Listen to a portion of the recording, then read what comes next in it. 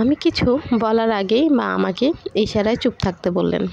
আমি মাকে উদ্দেশ্য করে বললাম, আচ্ছা মা, তোমার নামে যে এসব বলছে, একটা কথারও কি প্রতিবাদ করতে পারো না তুমি? চুপ করে থেকে এসব সত্যি কেন প্রমাণ করছো? দাদি হুঙ্কার দিয়ে বললেন, সত্যি সত্যিই বলছে, তাই চুপ করে আছে। যদি সত্যি এসব না বলবে তাহলে মুখে কুলুপ এঁটে বসে থাকবে কেন?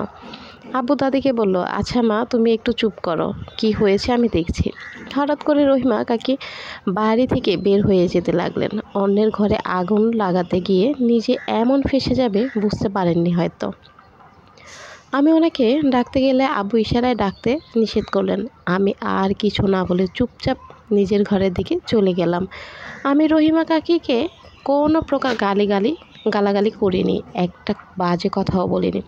শুধু বলেছিলাম যে মায়ের ব্যাপারে দাদিকে কি বলেছেন। এই সামান্য একটা কথা নিয়ে কত কিছু করলেন উনি।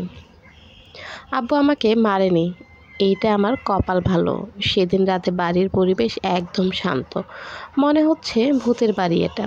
একটা পিন পড়লেও হয়তো বোমা পড়ার মতো আওয়াজ হবে, অথবা বাতাস হলেই নীরবতা চাদর ছিঁড়ে যাবে।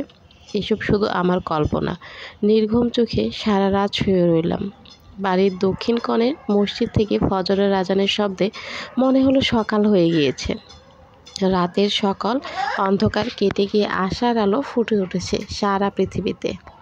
রাতের পর সকাল হয়ে গেল। মা চুলার পাশে বসে বসে সবজি কাটছে, আর ফুপু মায়ের কাছে সাহায্য করছে। কারো মুখে কোনো কথা নেই। কাল রাতে এত কাণ্ড ঘটেছে, এখন কেউ বুঝতেই পারবে না। বাড়ির শান্ত পরিবেশটা হঠাৎ অশান্ত হয়ে গেল রহিমা কাকি বাড়িতে আসার কারণে। তিনি সদর দরজা দিয়ে প্রবেশ করার সময় চিৎকার করে বলতে লাগলেন, ভাইজান দেখেন, ফাতেমা আপাকে নিয়ে এসেছি, ওনার কাছ থেকে শোনেন কি হয়েছে। কাকির চিৎকার শুনে আমরা সবাই আবার বাহিরে চলে আসলাম।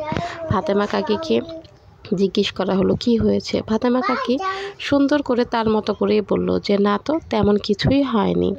একবার সকলের দিকে তাকালেন, তারপর সকলে অবাক করে দিয়ে বললেন, কাল ফয়সালের মা শাড়ির কথা কিছুই বলেনি, রহিমা আপাই শুরু করেছিলেন যে তোমার ননদকে দেখলাম নতুন শাড়ি পরা, তা তোমার শাড়ি কোথায়, নাকি তোমাকে শাড়ি কিনে দেয়নি?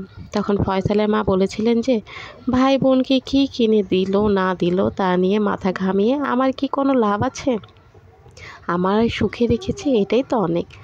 রহিমা কাকি ফাতেমা কাকিকে চোখ দিয়ে গিলে খাচ্ছে, হয়তো ভাবতেও পারেনি কাকি তার বিপক্ষে সাক্ষ্য দিবে। তো এদিকে রহিমা কাকি ফাতেমা কাকি সবাই চলে গেল। বাবাও মার কাছে গেলেন, বললেন এতটা বোকা হওয়াও ভালো নয়। তারপর বাবা দাদির কাছে চলে গেলেন।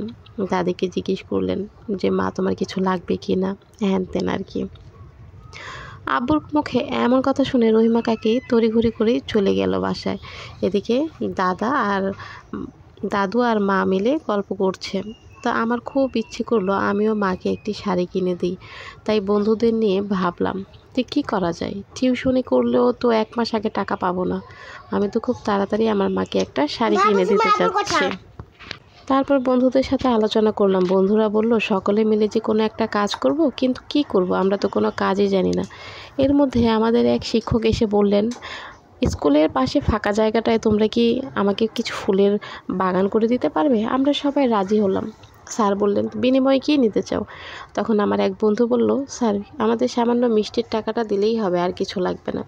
তারপর আর কি, স্কুলের সেই ফুলের বাগানটা করে স্যার আমাদের 5,000 টাকা দিলেন। সেই টাকা নিয়েই আমরা সবাই মায়ের জন্য একটা করে শাড়ি কিনলাম। কিন্তু আফসোস, সেই শাড়িটা আর মায়ের হাতে দেওয়া হলো না আমার।